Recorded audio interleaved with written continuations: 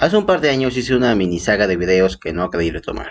A raíz del auge de Spider-Man lejos de casa, decidí crear un par de videos donde analicé el desarrollo de Peter Parker de Tom Holland. En dichos análisis, cuyos links les pondré en el comentario fijado, llegué a la conclusión de que el mayor problema de este Spidey no eran tanto la ausencia de Ben ni las apariciones de otros personajes, sino las reescrituras constantes por los cambios de director. Así que aquí un pequeño resumen. En Capitán América Civil War tuvimos un vistazo bastante acertado donde los hermanos Russo nos ofrecían a gran escala cómo hubiera sido su versión del Hombre Araña. En ella nos daban un chico de Queens con los típicos problemas escolares, pero que parecía tener una cierta cadencia económica. Nunca se nos explica bien a qué escuela asiste, pero a juzgar por el hecho de que consigue cosas de la basura, por sus inventos, lo más seguro es que fuera una escuela pública.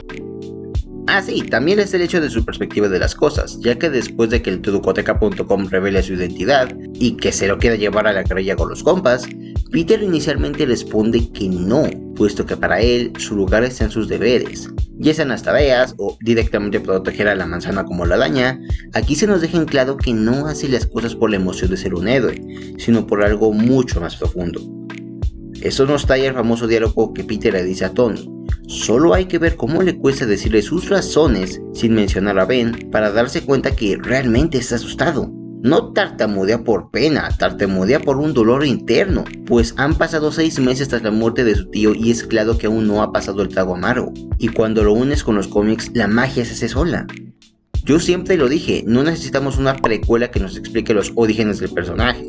Lo hemos visto tantas veces en las últimas 2 décadas que a este punto decirlo queda de sobra. Solo necesitamos consistencia para que las historias del futuro tengan sentido.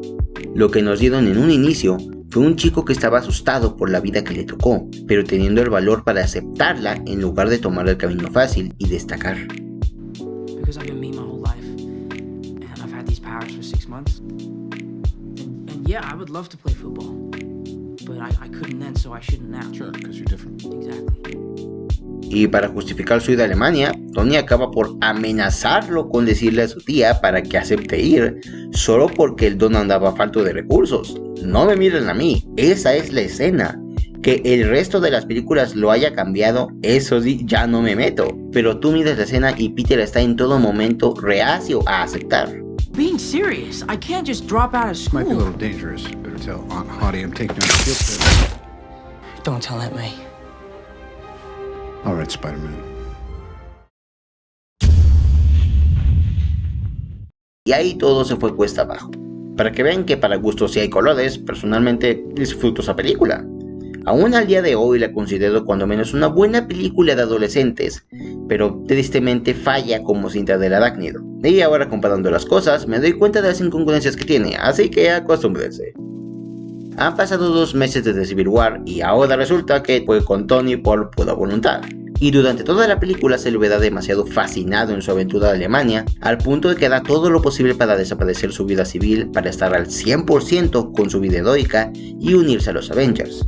Básicamente tirando a la basura aquel Parker que tenía los pies en la tierra, de modo que la mayor parte del tiempo lo veamos el papel de aspirante a un héroe.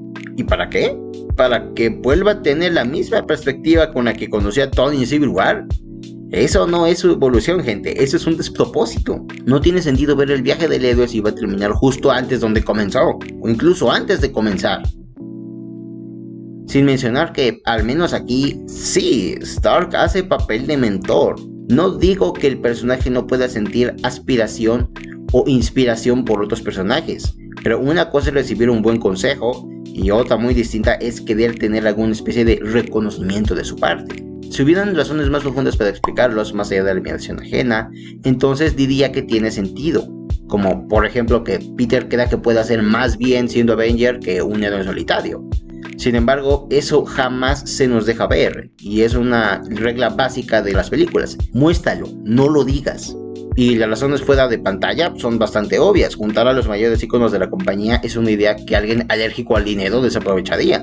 Pero bajo una dirección más balanceada, fans y empresas pudieron haber ganado por igual. No me malentiendan, no todo el relato es traicionero. Incluso así, Peter se sigue preocupando porque su tía no descubre su identidad y le suplica a Ned que no lo divulgue, pues la muerte de su tío es algo que todavía no ha conseguido superar, e incluso se mete en problemas con ella. El asunto aquí es que no se siente que Peter tenga consecuencias.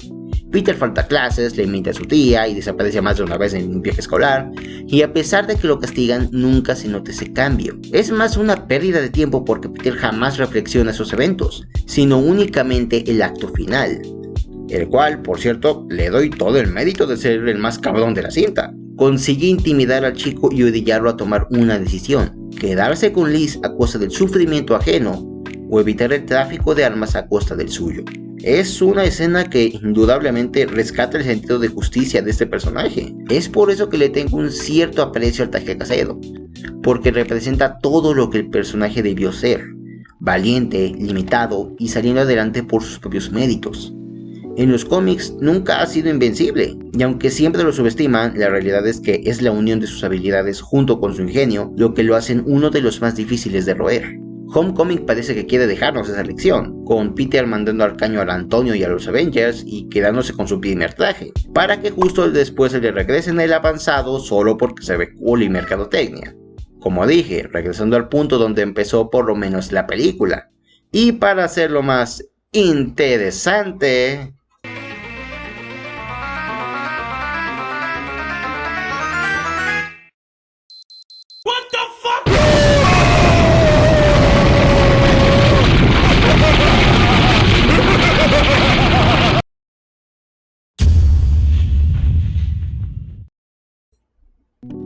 Hasta este punto hemos visto dos visiones diferentes, con los rusos apuntando a una visión más de antaño y Jon Watts siendo más superficial.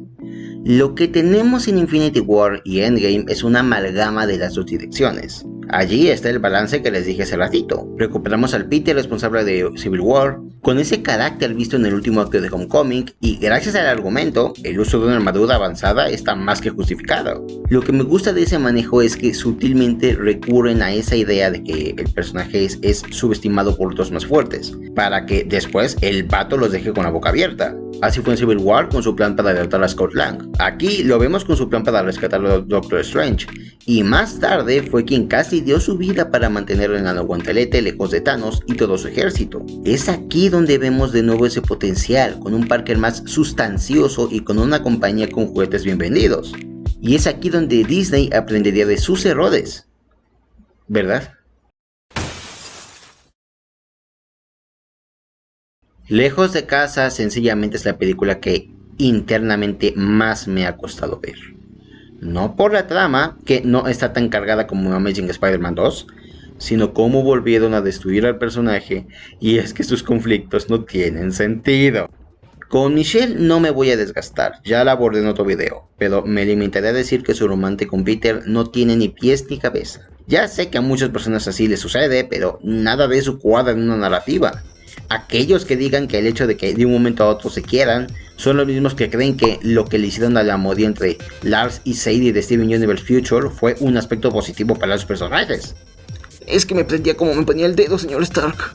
Han pasado 8 meses desde Endgame, y tenemos a un Peter que actúa como todo lo contrario a lo que uno esperaría. Aun cuando el mundo perdió a los Avengers principales y necesita un faro de esperanza, por alguna razón cree que darse un descanso del traje es buena idea, como si se tratara de una actividad recreativa y nadie pueda necesitar ayuda donde quiera que vaya. O sea, ¿qué pasa si se encuentra con alguien que le da el levantón a otra persona? ¿Solamente se va a comer un sándwich?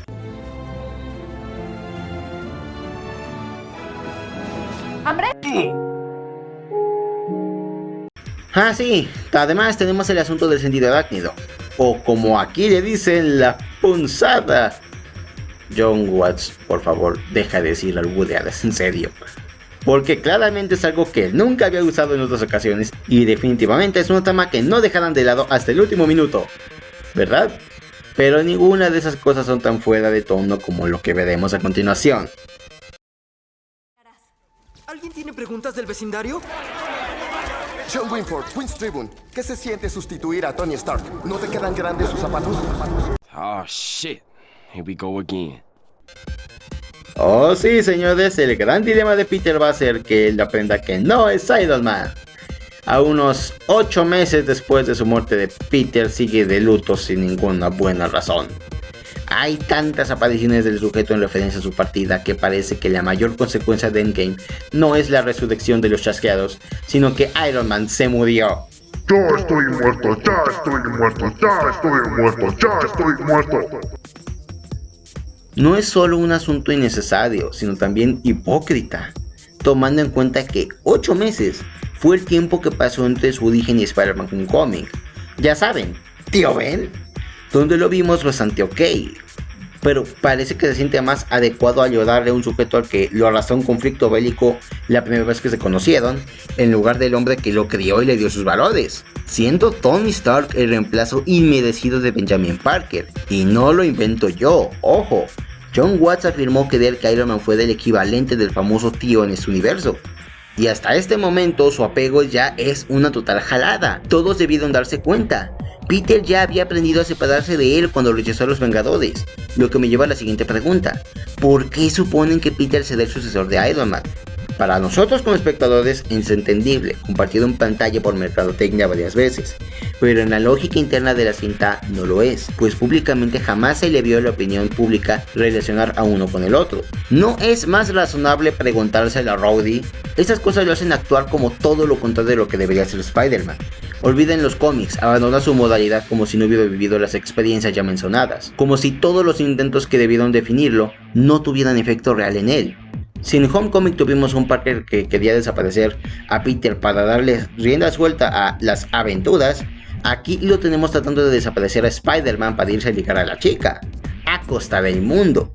No estoy diciendo que no tenga el derecho a hacerlo o que no haya pasado antes, pero lo importante es que sintamos lo que está sucediendo y que se sienta lógico. Si la película se situó hace un par de semanas después de Endgame y Peter lamentase todas las personas a las que le falló como resultado del snap, tendría lógica dado lo sucedido con Ben. Pero 8 meses es una gran diferencia. No hablamos de un héroe caído emocionalmente, sino de uno que no tiene ni la más remota idea de dónde se dirige, cuando antes había demostrado que sí. Solo termina involucrado porque 1. Nick Fury lo jala de las orejas, y 2. Cuando las cosas ya se han ido al averno lo suficiente para que su sentido de justicia regrese. Y la peor parte es que Peter ni siquiera reflexiona sobre si hizo bien o mal. Solamente lamenta que las cosas fueron su culpa, es cierto, pero jamás dice, no pues, dejé a mi barrio, el crimen en Nueva York aumentó desde que me fui, o descuido a mis amigos a propósito. Su mayor dilema es lo que le hizo Misterio con los lentes, pero no todo lo demás. Tenemos el momento donde él explota emocionalmente por culpa de Quentin Beck, y se entiende por la madrina que le acaba de propinar, pero a la vez no se entiende por todo lo que acabo de mencionar. Lo siento como un contrasentido, pues sabiendo su origen, parece que apenas es su primera vez cargando con la culpa.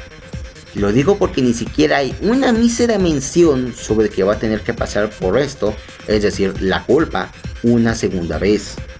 Por ese carácter perdido es que su momento de clímax se siente más como un berrinche inmaduro. Lo que intento decir es que tuvimos que esperar como 5 apariciones para verlo de nuevo en ese estado depresivo desde su debut, lo que ya es un despropósito. ¿Y saben qué es peor?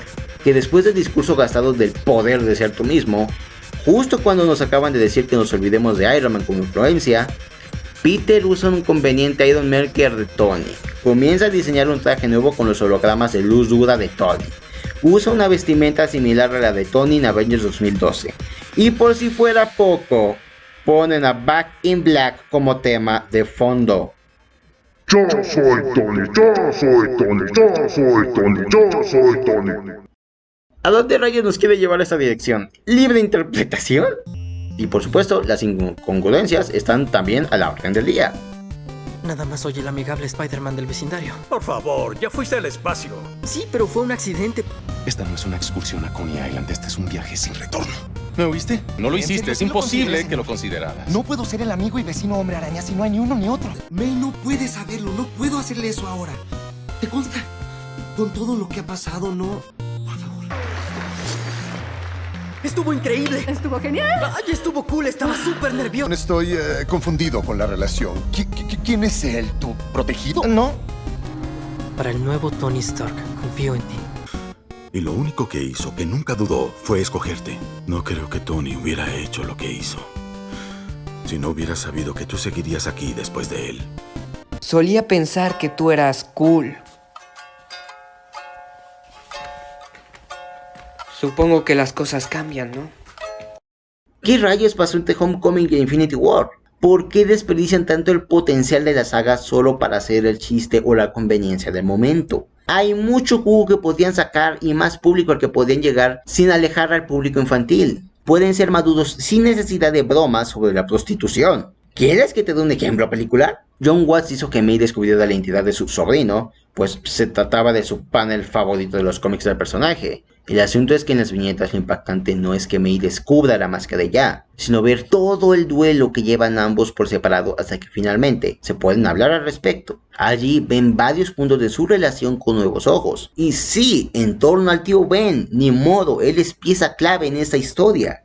Discuten, se reclaman, lloran, pero al final del día nos muestran ese lazo de crianza fortalecido con ese hecho. En esta cinta ni siquiera se molestan en crear un poco de tensión, y el salto de tiempo hace todo menos ayudar. Directamente pasan a las risas de alegría en lugar de mostrarnos la genuina sustancia. Tener expectativas es algo que me cuesta realmente. Es difícil tener algo que esperar cuando tu protagonista cambia de personalidad como yo cambio de calcetín. Lo que trato de decir es que es un Spider-Man demasiado comercial para las empresas, y es por eso que no demuestra ningún desarrollo. Hablamos de una batalla entre ganancias y arte donde este último, queramos o no, salta perdiendo. Ni a Sony ni a Marvel ya les interesa contar bien la historia. Así que no sabría decirles si entendemos al Peter con carácter o a uno que deba aprender a tenerlo.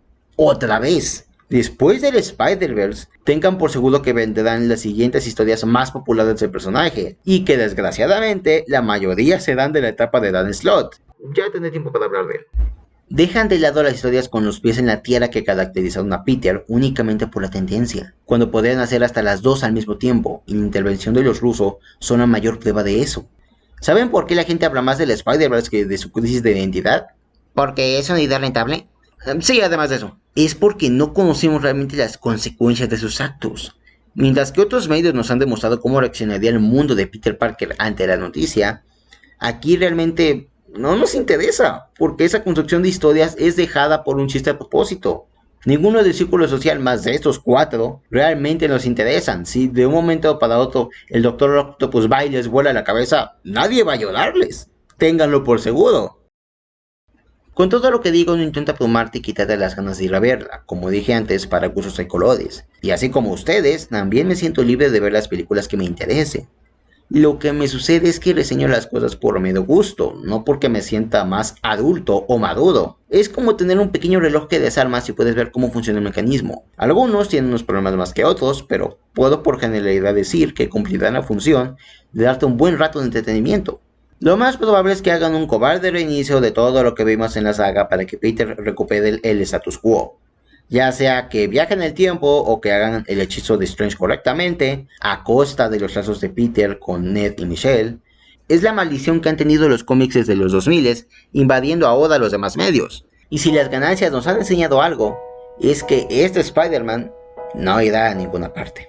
Sin nada más que decir, hasta la próxima, amigos. Hey now, you're an all-star, get your game on, go play. Hey now, you're a rock star, get your show on, get paid.